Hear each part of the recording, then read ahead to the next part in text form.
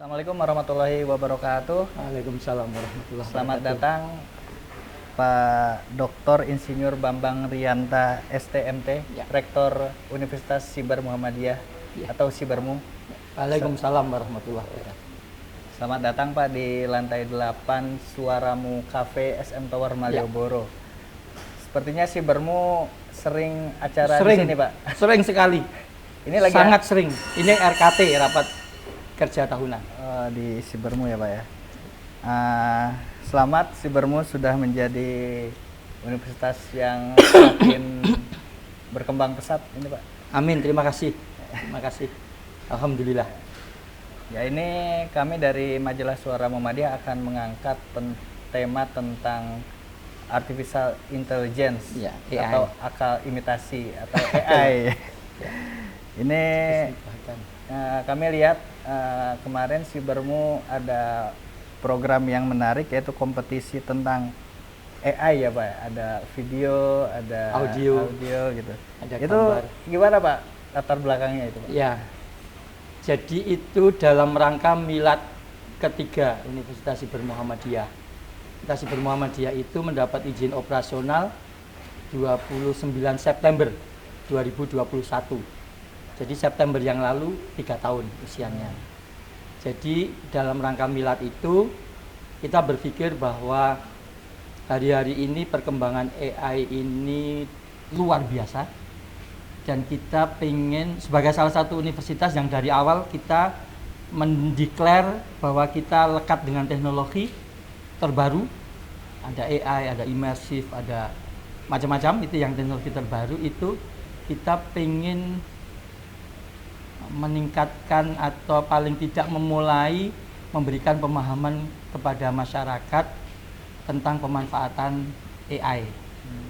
Jadi prinsipnya sebenarnya mengedukasi, ya, meningkatkan literasi tentang AI. Maka kemudian kita berpikir kita buat lomba saja, dan ternyata luar biasa loh, respon dari masyarakat itu, tanggapannya bagus sekali, pendaftarnya cukup banyak tuh, puluhan itu ya. Artinya apa? Ternyata masyarakat kita juga sudah terbiasa dengan beberapa aplikasi AI untuk menunjang tugas-tugas mereka. Sudah terbiasa ternyata. Ini kan menjadi bahasan yang menarik ya Pak, artificial intelligence ini, karena era digital yang sekarang sudah masuk ke AI tadi ya. Namun di satu sisi AI ini ada dampaknya seperti itu Pak. Nah, apakah AI tadi seperti ChatGPT atau yang lain-lain itu yang membuat gambar segala macam, yang bikin gambar, apakah ini akan mengalahkan kreativitas dan nalar manusia, sikap kritisnya itu Pak? Atau Gini, ya ini pandangan saya, ya, boleh berbeda nggak apa-apa. Ya. Banyak yang tidak menyadari bahwa teknologi ini, AI ini berbeda dengan teknologi-teknologi yang ada sepanjang sejarah. Ya. Dia sangat fundamental. Dampak dan efek yang dimunculkannya. Memang kalau saya sering nyebutnya itu ngeri-ngeri sedap. Iya. Sedap karena memberikan harapan yang luar biasa, nanti mungkin saya bisa cerita. Tapi juga ngeri konsekuensi-konsekuensinya kalau tidak hati-hati. Jadi kalau disampaikan bahwa itu akan mengurangi kreativitas, saya berpikir sebaliknya. Jadi terhadap teknologi apapun itu kan sebenarnya seperti pisau ya. Pisau saja juga itu bisa digunakan untuk membunuh orang. Tapi ketika kita belum memahami seperti apa teknologi ini, kok tahu-tahu menolak, nah itu sepertinya saya menyayangkan. Mestinya literasinya dicukupkan dulu. Baru mau nolak atau mau mensupport atau mendukung atau menggunakan, itu monggo pilihan masing-masing. Tapi cukupkan dulu. Yang terjadi sekarang belum paham, sudah menolak.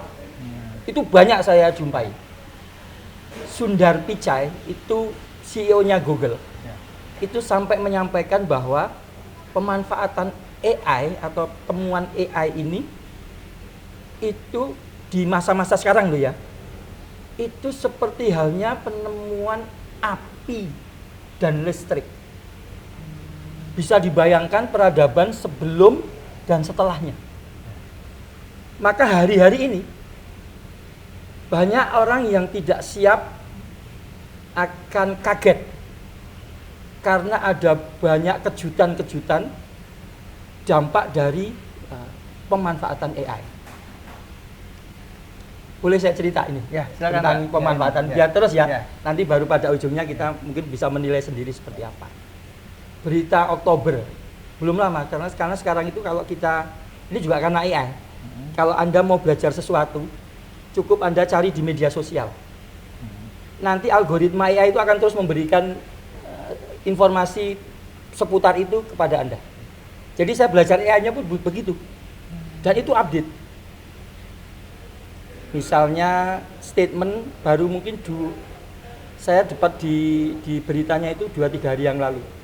Jadi kalau wawancara gini biasanya selalu update. Ya. Itu contohnya ini ya, yang terakhir itu adalah Elon Musk menyampaikan bahwa pembuatan AI itu kan caranya kan dia download data yang ada di internet, seluruh pengetahuan manusia di-download. Dan kemampuan hari ini itu hampir habis. Seluruh pengetahuan yang ada di internet itu digunakan untuk sebagai data latih. Jadi konsepnya dia di-download, dikodifikasi, kemudian diumpankan ke yang namanya artificial neural network. Jadi nyontoh otak manusia. Algoritmanya itu. Dia diumpankan, dilatih namanya. Pelatihan AI itu. Dilatih, kalau salah jawabnya dia dibenerin terus gitu. Akhirnya dia bisa kayak self learning gitu. Kalau ada orang tanya berikutnya dia bisa menebak jawabannya itu secara akurat. Yang luar biasa, kalau manusia hanya punya kemampuan untuk menyimpan kata di sini itu 10.000, bayangkan dia seluruh kata yang ada di internet itu, Elon Musk bilang sudah hampir habis. Digunakan sebagai data latih. Sampai kemudian dia berpikir menggunakan namanya data sintetis. Yaitu hasil dari AI itu jadiin data lagi. Itu data sintetis. Itu silakan dicek kabar beberapa hari yang lalu distatementkan oleh Elon Musk. Jadi machine learning itu ya? Machine learning ya? Ya, salah satu machine learning itu salah satu bentuk dari algoritma AI. Jadi begini. Jadi artinya semua pengetahuan manusia itu sudah dipelajari oleh AI. Bayangkan. IQ-nya berapa? 155. IQ AI. IQ masyarakat kita berapa? 78. Artinya AI itu sekarang sudah lebih pintar dari hampir semua manusia yang ada di dunia. Einstein itu 160. Elon Musk itu 155 itu juga. Dan itu terus bertambah karena dia belajar terus. Kita tidur dia belajar, digunakan dia belajar. Terus gitu. Jadi kalau cuma sampai 200, 300 itu dalam waktu dekat sudah bisa. Bahkan kalau dia nanti disupport dengan yang hardware yang namanya quantum computer. Sekarang masih pakai superkomputer. Superkomputer itu pakai bit 10 gitu. Digital itu kan 10 dan seterusnya. Itu superkomputer. Dia masih bekerja di level molekul. Superkomputer jadi sekian nano lah gitu. Jadi dalam satu chip begini sekarang itu superkomputer itu isinya bisa miliaran transistor. Tapi yang namanya quantum komputer itu lebih ngeri lagi. Dia bekerjanya di level atom. Statusnya disebut infinite. Tak terhingga. Iya, tak terhingga. Pokok tak terhingga. Pernah para ahli itu ya menguji. Superkomputer tercepat sekarang diberi satu tugas A misalnya. Ya. Dia butuh waktu dari perhitungan itu, dia butuh waktu kalau tidak salah 24 atau 10 septilion. Tahu nggak 10 septilion nolnya berapa? 24 tahun. Jadi dia bisa menyelesaikan pekerjaan itu, tugas itu dalam waktu 10 septilion tahun. Itu superkomputer yang sekarang yang tercepat. Kalau pakai quantum komputer bisa selesai 5 menit, Mas. Maka IQ-nya itu nanti kalau sudah kombinasi antara quantum komputer dengan superkomputer, dengan AI yang juga terus dikembangkan ini kecerdasannya bisa ribuan, Mas. Padahal teorinya kecerdasan yang lebih tinggi itu akan menguasai kecerdasan yang lebih rendah. Jadi film-film cyborg, film-film Terminator itu bisa betul-betul terjadi hari-hari ini. Nah, maka kesimpulan tadi kalau dikatakan kreativitas tadi, yang statement yang disampaikan oleh Jensen Huang itu CEO-nya Nvidia. Itu dia bilang begini, bukan AI yang menggantikan manusia, tapi manusia yang pakai AI bisa dipastikan akan menggantikan manusia yang tidak pakai AI. Jadi kalau dari sekarang kita belum pelajari, belum tahu, belum punya literasi, terus langsung menolak itu begini, ya siap saja digantikan oleh yang lain yang menggunakan AI. Maka saya berpikir Muhammadiyah jangan-jangan perlu program sistematis, terstruktur gitu ya, untuk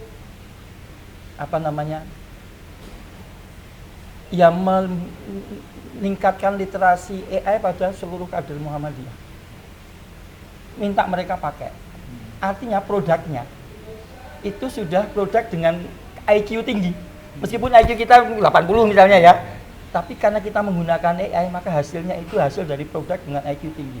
Kalau kita pakai ChatGPT 4 atau OpenAI 0.1 yang sekarang 0.3 ya, itu kalimatnya sudah bagus sekali, Mas, lebih bagus dari kalimat yang kita buat.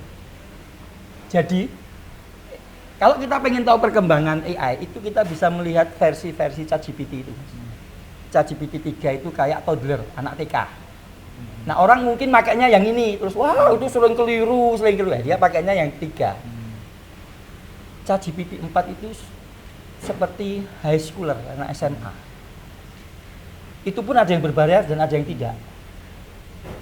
Itu cepat, dia ngitungnya cepat, responnya setengah detik udah langsung respon. Saya pakai ini aja udah lumayan puas ini ya.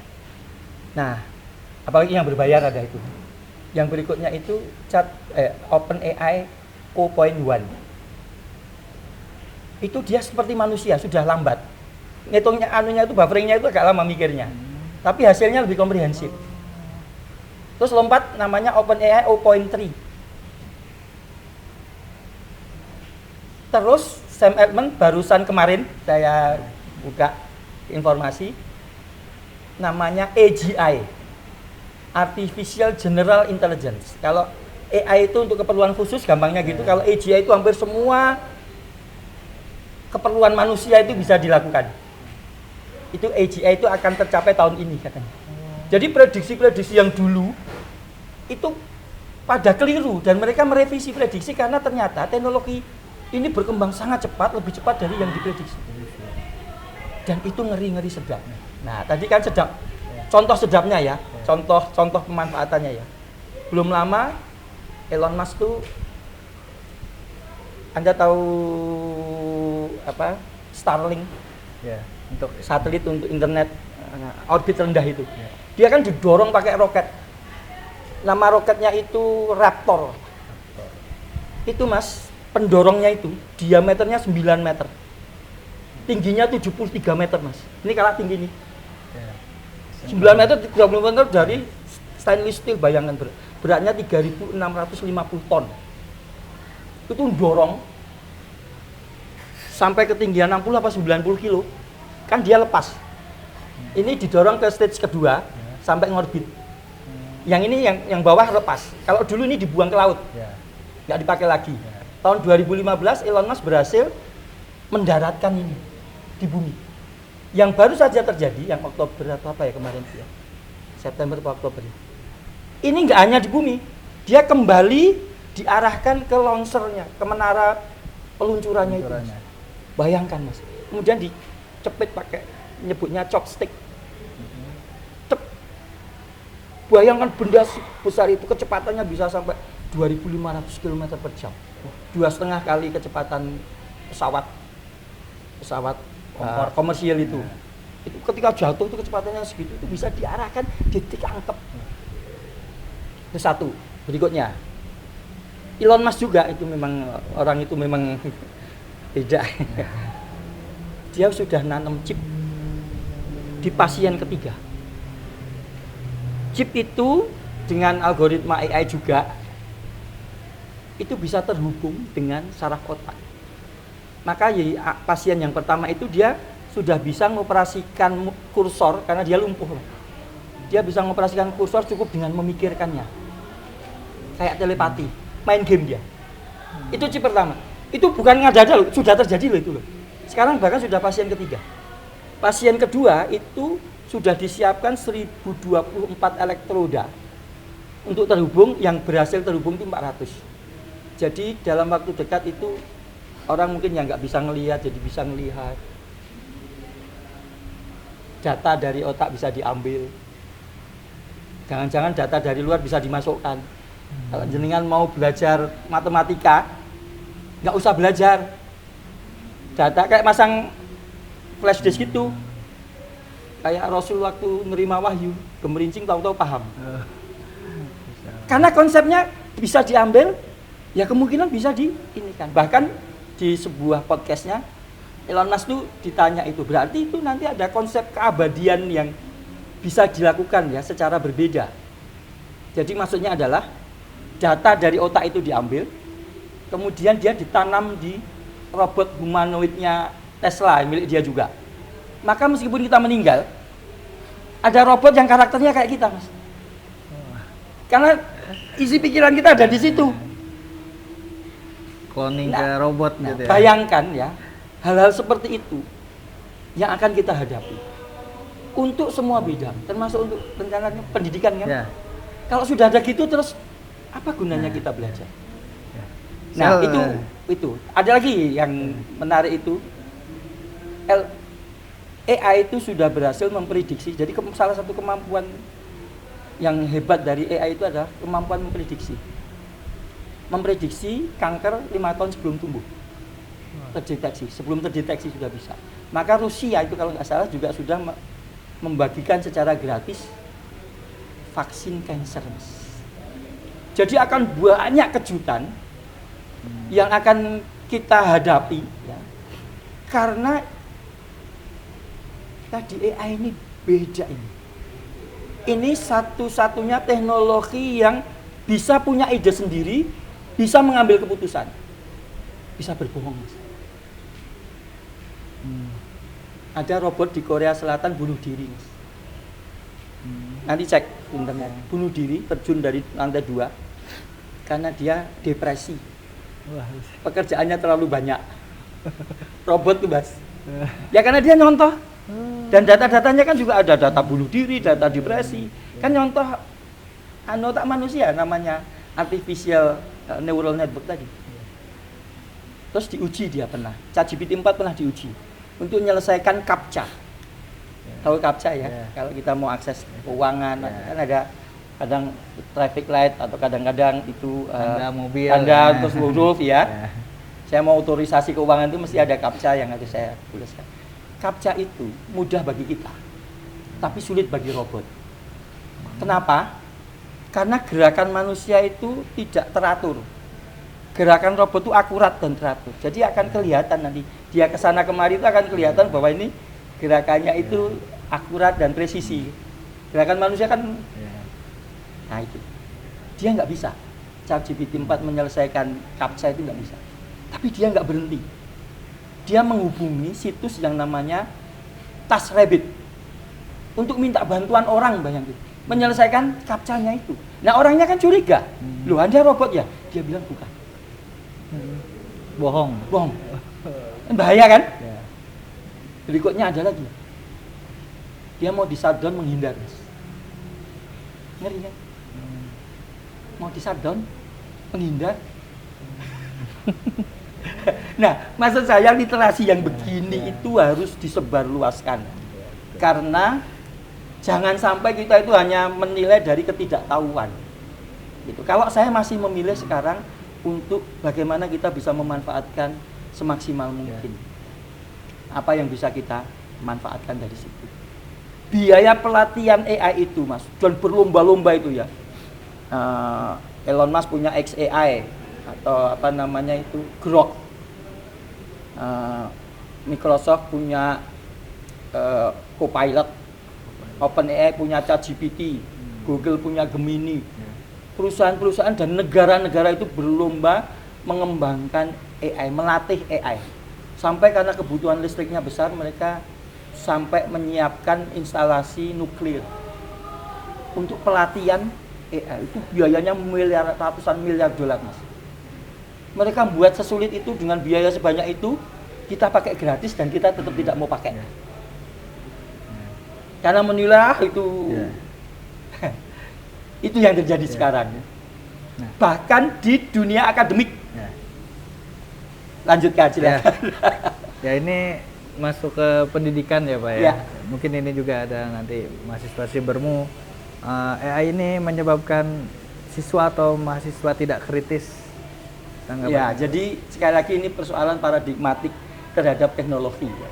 Kalau dari awal itu fokusnya karena kayak pisau tadi, ketika kita memahami pisau itu hanya untuk membunuh, maka yang ada di dalam benak kita, di paradigma kita, ya ini banyak kekurangannya dibandingkan kelebihannya. Saya mau tanya sekarang ya, ada yang menghitung masih tidak pakai kalkulator, menghitung sinus, logarit, log dan sebagainya, masih ada yang tidak pakai kalkulator. Kenapa nggak manual saja? Kan itu mengurangi daya kritis. Orang jadi malas berpikir kan.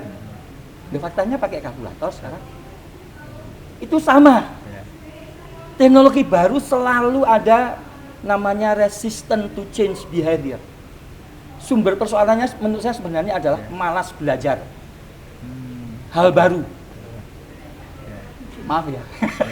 Tapi itu menurut saya jumpai di mana saja. Oh ini belum paham tapi sudah berpendapat. Karena malas belajar hal baru. Belajar hal baru itu memang nggak enak. Kita dulunya bisa begini dengan cara kita, ini harus berubah. Gitu. Jadi kalau saya berpikirnya coba pelajari dulu, tingkatkan literasinya dulu, baru kemudian silahkan kalau Anda memilih. Memang ada para ahli, bahkan ahli-ahli itu Mas, itu terbelah jadi dua. Yang satu milih sedapnya, yang satu milih ngerinya. Geoffrey Hinton itu pengembang AI-nya Google, puluhan tahun dia ngembangkan sampai dapat Nobel. Dia mengundurkan diri karena khawatir terhadap AI ini. Ini makhluk, jangan-jangan ini Tuhan. Sampai si Zuckerberg itu bilang ke kompetitornya, Anda pada mau berlomba membuat Tuhan nih. Karena IQ-nya bisa sampai sangat tinggi itu yang kita sendiri tidak tahu apa yang dia pikirkan. Karena kita IQ-nya ya segini-segini aja. Jadi itu dulu. Monggo silahkan masing-masing nanti meningkatkan. Tapi kalau saya tanya sampai sekarang ini kalau saya masih lebih memilih, saya akan terus mempelajari itu, saya akan terus berusaha memanfaatkan semaksimal mungkin. Karena itu pekerjaan kita menjadi lebih efisien.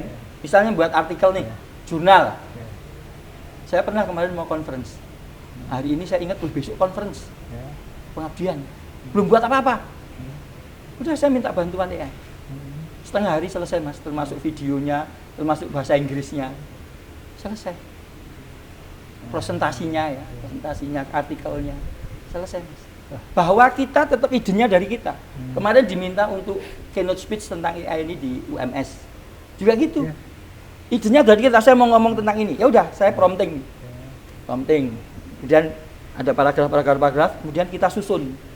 Tetap saya masih ngotak-atik, masih. Ya, jadi energinya itu paling enggak lebih dari 60% sudah dibantu oleh AI.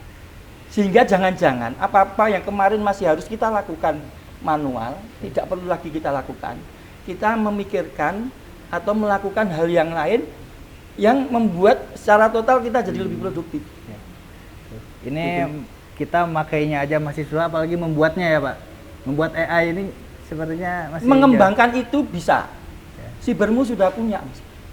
Oh. AISA namanya. Oh. AI for Cyber Assistance. Jadi data latihnya adalah web yang ada webnya Sibermu, LMS Learning Management Systemnya Sibermu, sehingga mahasiswa dan masyarakat itu bisa tanya apapun tentang Sibermu di AISA itu. Dia akan jawab. Ya kayak ChatGPT gitu, ya. tapi khusus custom untuk Sibermu. Itu sudah dikembangkan di Sibermu. Ya. Mungkin ini terakhir Pak. Ya. Jadi apa yang kira-kira bisa Muhammadiyah dan Sibermu siapkan ke depan menghadapi era? Ya, kayak tadi ini? tahapnya kalau saya sekarang, saya sampaikan tadi saran untuk Muhammadiyah, manfaatkan.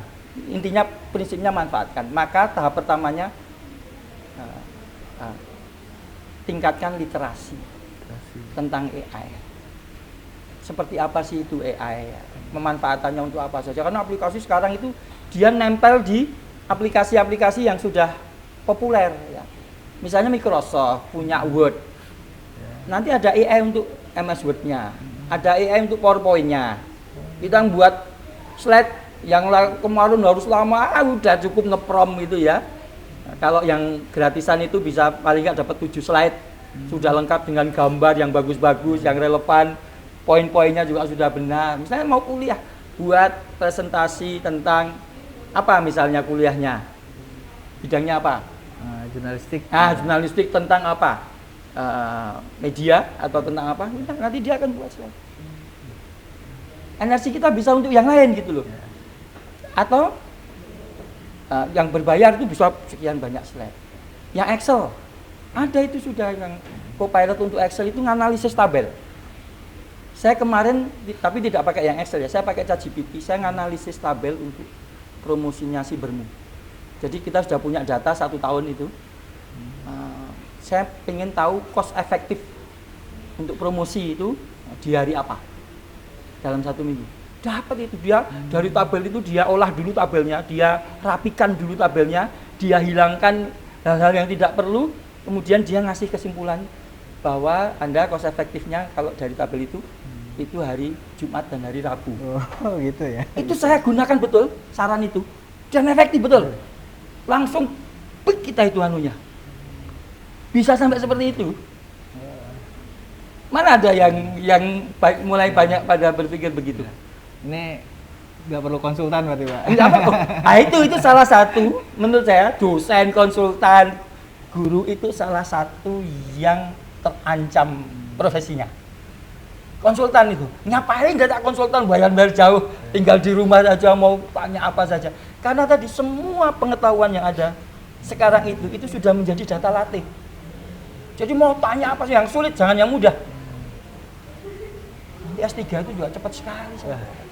Nah, kalau sudah seperti itu, maka Muhammadiyah, karena kita bergerak di pendidikan dan kesehatan, itu mulai betul-betul berdiskusi menurut saya.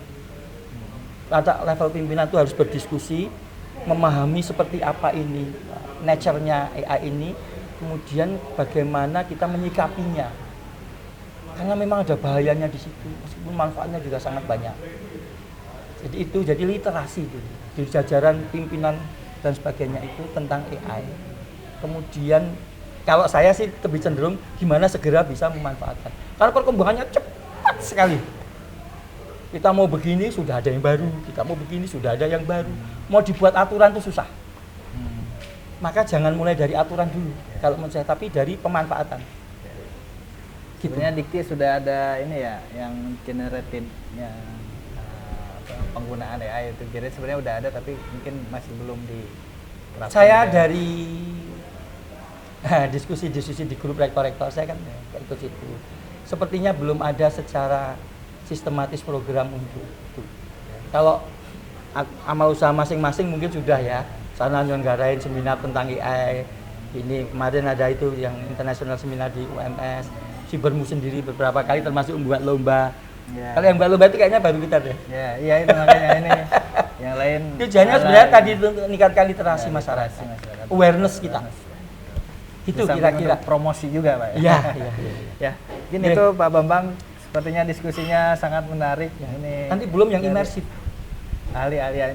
Kita bisa lanjut di episode Iya, boleh, selanjutnya. boleh. Yang Atau immersive. nanti kita bisa ke sana Cibermo boleh. ya. Oh, silakan nanti berkunjung ke kampus virtual kami. Kami Ya. punya kampus Oh, iya, virtual yang pakai ini, yang Pak, bisa ya. dikunjungi. Pak Dan Haidar besok dulu ya? besok nggak usah harus pakai itu, pakai kacamata. Oh, Sudah mulai kacamata. prototipenya sudah akhir tahun kemarin sudah banyak merek yang sudah ngeluarin. Tahun ini moga-moga sudah ada. Dan itu kalau ditanam ChatGPT, bayangkan Anda kemana-mana mau nggak bisa bahasa mana-mana, dia terjemahkan. Wah, Enak kan? luar biasa.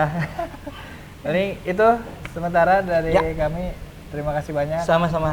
Pak Bambang. Ya. Semoga Maju, sehat. semoga Ya. suara Muhammadiyah tetap. Amin. Begitu juga dengan Cibermo, Pak, ya.